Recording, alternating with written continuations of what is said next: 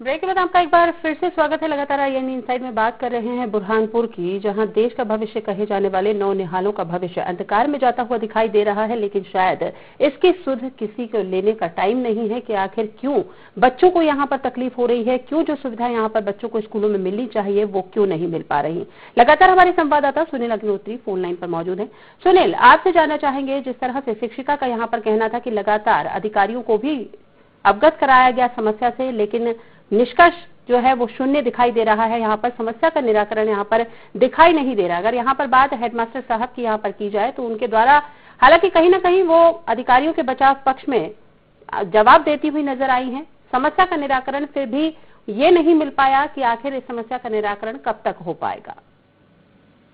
जी मोनिका जी, बताना चाहूंगा कि यहाँ पर ग्राम पंचायत के अंदर एक तरफ तो स्वच्छता अभियान के रूप में नंबर 1 को बताया जा रहा है, वहीं गंदगी का अंबार लगा है और आला अधिकारी यहाँ ध्यान नहीं दे रहे हैं। और इसके अलावा जो यहाँ पे शिक्षिका है, ऐसे में इसका भी ये कहना है कि कहीं न कहीं इनका अधिकारियों की बचाव पक्ष के लिए यदि ये सफाई होना चाहते तो कब से कर लेते हैं, लेकिन इनको बच्चों पर कोई भी ध्यान नहीं दिया जा रहा है। चलिए रोकना चाहेंगे आपको यहाँ पर। हमारे साथ अजय रघुवंशी जो कांग्रेस जिला अध्यक्ष है वो जुड़ चुके हैं। अजय जी, स्वागत है आपका। जी नमस्कार।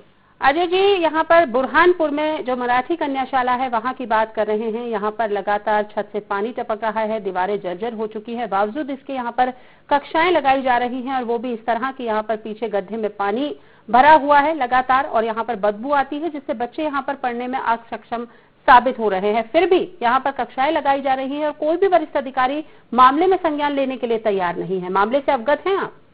बिल्कुल अवगत है। इसके पहले भी हमने जिलाधीश महोदय को और स्थानीय प्रशासन को अवगत भी कराया था। जी। अफसोस की बात है कि अगरबत्ती तो अपने इष्ट देवता को सामने लगाई जाती है, ताकि मजबूरी ऐसी है कि बदबू से परेशान होकर स्कूल के बच्चे और वहाँ की टीचर जो है वो बदबू ना आए इसलिए अगरबत्ती लगा रहे हैं। जी। और स्कूल की स्थिति इतनी जर्जर है कि सस्ता है। और सबसे बड़ा दुखद पहलू यह है कि कलेक्ट्रेट से कुल 3 किलोमीटर की दूरी पर स्कूल है, हाईवे पर स्कूल है। हमारे विधानसभा हमारे जो मंत्री है, इससे पहले शिक्षा मंत्री रह चुकी है, वो बड़ी बड़ी घोषणाएं करती है। हमारे यहाँ के प्रभारी मंत्री भी इसके पहले थे, विजय शाह जो और शिक्षा मंत्री है, उन्होंने भी कुछ नहीं किया। और प्रदेश अध्यक्ष सांसद भाजपा के जो है वो उनका स्थानीय गृह जिला है, उसके बाद इतनी दयनीय स्थिति है। ये सिर्फ कागजों पर शिक्षा की बात करते हैं और स्वच्छता अभियान जो प्रधानमंत्री नरेंद्र मोदी बड़ी बड़ी बातें करते हैं, लाखों करोड़ रुपए व्यय करते हैं, कि स्कूल के बच्चों को ही स्वच्छ वातावरण नहीं दे पा रहे, तो ये क्या भविष्य देश का भविष्य और हमारे जिले का भविष्य बना पाएंगे। अजय जी, निश्चित रूप से समस्या विकट है। जो तस्वीर है वो भी काफी विकराल है कि यहाँ पर लंबे वक्त से जो है इसी तरह की समस्या निर्मित है, लेकिन उस समस्या का समाधान संभव नहीं हो पा रहा। अगर आपसे जानना चाहें कि आखिर सिस्टम में कहाँ पर कमी है कि जो ये समस्याएं हैं वो उत्पन्न जरूर हो रही हैं, लगातार बढ़ती हुई नजर आ रही है, लेकिन कहीं भी समस्याओं में कमी नहीं देख पा रहे। क्या है कि एक तो सबसे पहले पंचायत भी, चूंकि उसका सब कुछ सरपंच वगैरह सबके सब वहाँ जनपद जिला पंचायत जो भी है सबके सब पूरा भाजपा का कब्जा है।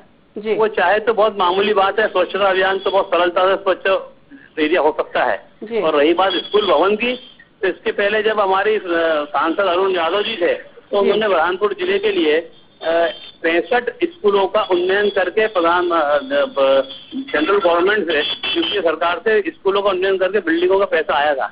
वही बिल्डिंगें आज तक नहीं बन पाई और कई बिल्डिंगों का आज भी स्थानांतरण हैंडओवर नहीं हो पाया है। तो यहाँ पर तथ्य ये है कि जो पिछले 10 वर्षों में जो स्कूल भवन नए बने हैं, ये क्यों नहीं अभी तक बन पाए, क्यों नहीं हैंडओवर हो पाए, इसकी पूर्ण रूप से इसकी पड़ताल होना चाहिए। निश्चित रूप से सवाल बहुत है अजय जी, लेकिन जवाब कहीं भी नहीं है। आपने भी जिस तरह से कहा और आरोप प्रत्यारोप तो चलते रहेंगे, लेकिन समस्या जो है वो जस की तस बनी हुई है। आपके द्वारा भी अधिकारियों के मामले में संज्ञान में मामला डाला गया, बावजूद इसके निराकरण नहीं हुआ। तो कहीं ना कहीं आपको नहीं लगता कि इस आवाज को बुलंद करना चाहिए, इस समस्या को ज्यादा से ज्यादा उठाना चाहिए और इसके लिए आप एक आंदोलन भी यहाँ पर कर सकते हैं? इसके पहले भी हमने किए हैं आंदोलन, कई बार किया। हमने शिकायत की है कि जो ठेकेदार है ऐसा भाजपा के हैं, ये जानबूझकर काम भी खराब करते हैं, काम भी लिंगर ऑन कर रहे हैं, इस बच्चों का भविष्य से खिलवाड़ करने का काम कर रहे हैं। चूंकि भाजपा के ठेकेदार है इसलिए अधिकारी भी काम करने पे, इन पर कार्रवाई करने से बच रहे हैं। आपने जिस तरह से कहा कि कलेक्टर कार्यालय भी यहाँ पर पास में ही है, महज 2 से 4 किलोमीटर की दूरी पर, तो आप कलेक्टर का घेराव क्यों नहीं करते यहाँ पर? जी अजय जी, हाँ, कलेक्टर का घेराव क्यों नहीं करते? आपकी जो पार्टी है वो आखिर क्यों यहाँ पर कलेक्टर का घेराव करके इस समस्या का समाधान नहीं करना चाहती? पर धरना आंदोलन भी दिया है हमने, इसको लेकर घेराव भी किया है, सिर्फ आश्वासनों में कुछ मिला नहीं है। और मतलब अफसोस होता है कि यहाँ पर सब कुछ इनका होने के बाद भी ये सिर्फ लोगों को गुमराह करने का काम कर रहे हैं। चलिए, बहुत बहुत धन्यवाद अजय जी हमारे साथ जुड़ने के लिए। सुनील, आपने बात सुनी यहाँ पर कांग्रेस के जिला अध्यक्ष महोदय की। हालांकि आरोप प्रत्यारोप उनके द्वारा भी लगाए गए हैं पार्टी पर, लेकिन अगर यहाँ पर बात की जाए समस्या की, तो समस्या तो अभी भी जस की तस बनी हुई है। जिस तरह से कलेक्टर कार्यालय की अगर यहाँ पर बात की जाए तो वो सिर्फ महज 2 से 4 किलोमीटर की दूरी पर है। आखिर आपने कलेक्टर महोदय से संपर्क किया इस मामले में? क्या कभी उनका भी यहाँ पर स्कूल में आना नहीं हुआ? जी मोनिका जी, हमने कलेक्टर महोदय से भी मिलने की बहुत कोशिश करी, बार बार मिलना चाहे, लेकिन उनसे मुलाकात नहीं हो पाई। कहीं ना कहीं वो व्यस्त थे, जिस वजह से। लेकिन ये सारी समस्या का जो समाधान है, ये सारी जिम्मेदारी यहाँ के सरपंच और जिला शिक्षा अधिकारी की बनती है। यदि इस बिल्डिंग टूट के बच्चों में किसी प्रकार की जन हानि होती है तो इसकी सारी जवाबदारी इन लोगों की रहेगी और ये समस्या का समाधान तुरंत इन्होंने करना चाहिए। इस संबंध में आपने सरपंच महोदय से बात करी? जी, ये लोग पहले तो कहीं पंचायत खुली नहीं रहती है, कोई मिलते नहीं है। इन लोगों से भी मिलने की कोशिश करी, हम कई बार जाते हैं, लेकिन किसी प्रकार का कोई जवाब नहीं मिल पाता। इस कारण हम वीडियो बनाए कि आपके द्वारा प्रसारण किया जा रहा है ताकि लोग देखें, समझे और इसको तुरंत इस पर कार्रवाई की जाए। इस स्कूल को ताला लगाना चाहिए, बच्चों का भविष्य के साथ में खिलवाड़ नहीं होना चाहिए। यदि जन हानि होगी तो किसी समय भी बच्चों के साथ में होगा। इनके पेरेंट्स को भी, बालक को भी चाहना चाहिए। यहाँ पर अगर बात कांग्रेस जिला अध्यक्ष की जाए सुनील, तो उनके द्वारा कहा गया कि यहाँ पर धरना प्रदर्शन आंदोलन सभी किया गया, लेकिन सिर्फ आश्वासन जरूर मिला है, लेकिन उसके बाद भी मामले में संज्ञान नहीं लिया गया और समस्या अभी भी वहीं की वहीं लगी हुई है। क्या वाकई में कांग्रेस पार्टी की अगर यहाँ पर बात की जाए, विपक्ष की अगर यहाँ पर बात की जाए, तो वाकई में उनके द्वारा इस तरह की पहल की गई है? जी, यहाँ पर कांग्रेस जो भी आंदोलन करती है तो ये कई मुद्दों को लेकर आंदोलन करती है, व्यक्ति विशेष नहीं है। लेकिन जो शिक्षा यहाँ पर बच्चों को मिलनी चाहिए वो शिक्षा यहाँ पर मिलती हुई नजर नहीं आ रही है। लेकिन बात जिस तरह से आपने कही कि यहाँ पर कलेक्टर महोदय से कई बार संपर्क किया गया, लेकिन उनसे संपर्क नहीं हो पाया। एसडीएम महोदय, क्या उनसे भी इस तरह इस मामले में जो है किसी तरह का संपर्क नहीं साध पाया? सबसे पहले यहाँ पर एसडीएम महोदय हो या कलेक्टर महोदय हो, इन लोगों को मीडिया से मिलने का कोई समय नहीं रहता है। ये लोग अपनी मीटिंग और अपने कार्यक्रम में मस्त रहते हैं। जब हम लोग मिलने जाते हैं तो 2-2, 4-4 राउंड लगाना पड़ते हैं। इन लोगों को एक समय देना चाहिए, 4 से 5 का या 11 से 12 का एक समय, ताकि हम लोग जाए और मीडिया के बारे में माध्यम से उनको बताए कि यहाँ ऐसी समस्या है।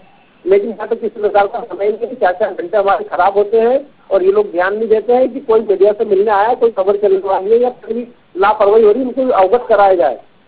चलिए, बहुत बहुत धन्यवाद सुनील हमारे साथ जुड़ने के लिए और तमाम जानकारी देने के लिए। तो देखा आप